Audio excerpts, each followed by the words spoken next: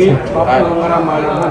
काय नाव तुझं? बापू गंगाराम माळी, कुठं राहतो? कंकराळ्याला. काय काय झालं तुला? हे मार कसं लागलं? मी माझ्या शेतामध्ये बकऱ्या चारत होतो ना, तिथं तो वाघाने हल्ला केला. असं काय कुठून आला तो? कसा आला?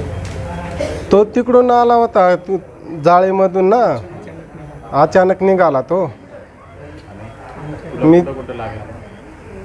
इथं हाताला लागला, काही इथं मानेला पंजा मारला? पंजा मारला, हाताला चावायला. याच्या अगोदर कधी वाघ दिसला होता तुमच्या भागात? आहे ना, तो कुठं पळून गेला तो वाघ? तिथंच होता तो, पळून गेला पुढं असं झाडांमध्ये. माझं नाव संतोष कन्नूर, कंकराळ्याचा आहे मी.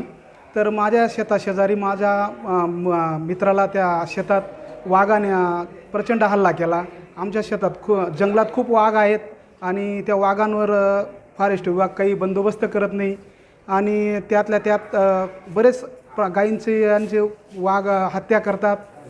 फॉरेस्ट वन विभागवाले त्याच्याकडे तर लक्ष देत नाही. यावर माझं म्हणणं आहे की फॉरेस्ट विभागाने याची दक्षता घ्यावी आणि आमचे सरपंच साहेब गावचे त्यांनी देखील तक्रार केली असता त्यांनी त्याकडे लक्ष दिलं नाही. फॉरेस्ट विभाग लक्ष देत नाही.